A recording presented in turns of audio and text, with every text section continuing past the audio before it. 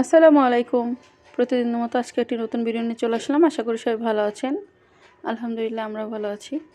তো আজকে হচ্ছে শুক্রবার। তো এখানে সকালবেলা উঠে একটু ভাত ভাজি করতেছিলাম।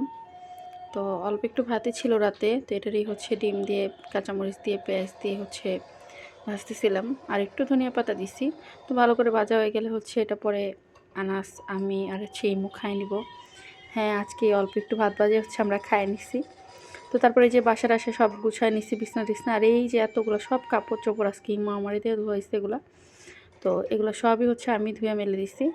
তো আইসা মাথাটা এত গরম লাগতেছিল, পরে খুব ক্ষুধা লাগছে এত কাপড় চোপড় ধোয়ার পরে। তাই ইমু যে সমোসা সিঙ্গার নিয়ে আসছে।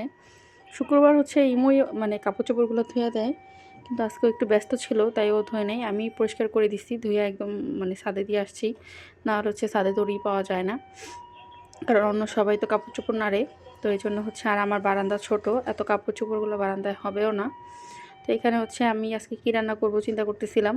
তো এখানে আমি আজকে দেখি একটু মুরগি ছিল, পোলাও আর বিরিয়ানি মশলা আনা হয়েছে। তো আমি একটু মুরগির সাইজগুলো মুরগির মতো রেখেই একটু বিরিয়ানি রান্না করব। তো এখানে সবগুলো মুরগি ভাজতে দিয়ে দিচ্ছি। আজকে এই এতটুকু মুরগি দিয়েই আমাদের জন্য 2 বেলার বিরিয়ানি রান্না করব। তো আমার হাজব্যান্ড প্রথমে হাসতেছিল যে একটু মুরগি দিয়ে কীভাবে বিরিয়ানি রান্না করবা। পরে আমি বলছিলাম দেখো তুমি কীভাবে রান্না করি, খাইতে পারলেই হয়েছে। তো ও বলতেছিল না একদম মাংস শর্ট পড়বে এই সেই। আমি বলছি কোনো শর্ট পড়বে না, তুমি দেখো খাওয়া যাবে, সমস্যা নেই, আমরা দুজনেই তো খাবো। তো মাংস কম পড়লে একটু এপাশ ওপাশ করে নেওয়া যাবে, একটু কম বেশি করে খাওয়া যাবে, সমস্যা নেই।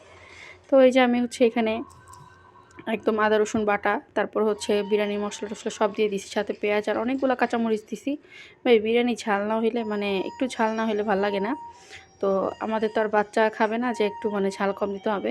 তো এখানে আমি বাদাম বাটা, তারপর দুধ টুধ দিয়ে একদম ভালো করে বিরিয়ানিটা মাংসটা কষায় নিচ্ছি।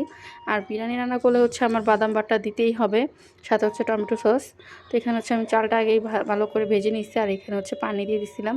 তো পানি দিচ্ছি 1 কাপ, আর 1 কাপ দুধ দিচ্ছি। তো এটা দিয়ে বিরিয়ানিটা রান্না করব। এই জন্য বিরিয়ানিটা আজকে অনেক মজা হয়েছে, কারণ দুধ দিয়ে দিছিলাম যে অনেকখানি। এই জন্য বিরিয়ানিটা আজকে অনেক টেস্ট হয়েছে। আর আমার একটা জিনিস কি, চিকেন বিরিয়ানি আমি সবার হাতে খাইতে ভালো লাগে না। নিজের হাতে চিকেন বিরিয়ানি আমার কাছে ভালোই লাগে। আর আমি দেখছি যে এই চিকেন বিরিয়ানিটা ইমু অনেক পছন্দ করে। তো মাশাআল্লাহ বিরিয়ানিটা অনেক ঝরঝরা হয়েছে, সুন্দর হয়েছে।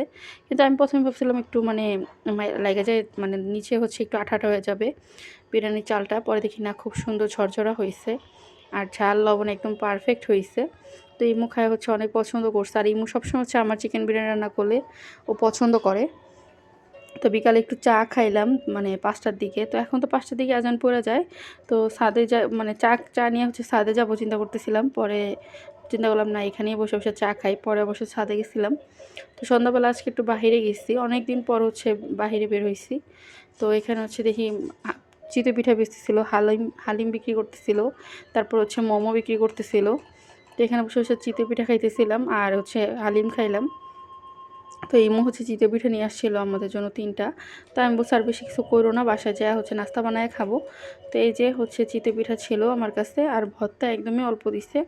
তো আজকে নাস্তাটা একটু অন্যরকম বানাইছি। এর আগেও আমি এটা বানায় খাইছি, কিন্তু কখনো ভিডিও করা হয় নাই। আর শীতের সিজনে ফুলকপি দিয়ে এই ইয়াটা আমি বেশি খাই।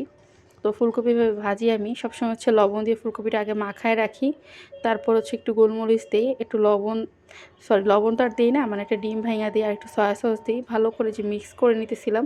আগে জাস্ট লবণ দিয়ে একটু মাখায় রাখছিলাম, তো সেটা পানিটা ফালাই দিছি, নাহলে বেশি লবণ লবণ লাগবে। তো এখানে এই যে আমি একটা একটা করে দিয়ে দিতেছিলাম, এখন একটু বেশি করেই দিব। চুলাটা প্রথমে একটু তেলটা ভালো করে গরম করে নিচ্ছি। আর একদম লো হিটে এটা একটু একটু ভাজবো, কারণ ফুলকপিগুলো একটু বড় বড়, না হলে ফুলকপিগুলো হয়ে যাবে, বেশি পুড়ে যাবে, কিন্তু সিদ্ধ হবে না। তো এই যে আমি হালকা করে ভাজতেছিলাম, ভালো করে ভেজে টেজে তারপর এটা উঠাবো। তো এটাতে পরে একসাথে সবগুলো দিয়ে ভালো করে ভেজে নিব। তো আগেই এটা ভাজতেছিলাম। তারপরে এটার সাথে একটু ধনিয়া পাতা, কাঁচামরিচ দিব, যে ঝালের উপর ডিপেন্ড করে, যেহেতু গোলমরিচ করে দিছি বেশি করে। তারপর আমার যেহেতু একটু বেশি ঝাল খাইতে মন চায়, তো আমি এই জন্য কাঁচামরিচ দিয়ে নিই। আর এই যে এটা একদমই সস দিয়ে খাবো। তো আমি প্রায় এভাবে খাই, শীতের সময় বেশিরভাগই ফুলকপি এভাবে খাওয়া হয়, কিন্তু গরমের সময় তো ফুলকপির সিজন না, তখন আসলে খাই না। তো এটা খাওয়ার পরে আমার মন চাইলো অনেক যে একটু কোক খাই। তো এই যে চায়ের কাপে কোক খাইতেছিলাম। আসলে ভাজা পোড়া খাওয়ার পরে কোক খাইতে আমার অনেক ভালো লাগে, আর বিশেষ করে বাসায় কোক আনলে আমার বেশি খাওয়া হয়। তো আজকের মতো ভিডিওটা এই পর্যন্ত, সবাই ভালো থাকবেন, আল্লাহ হাফেজ।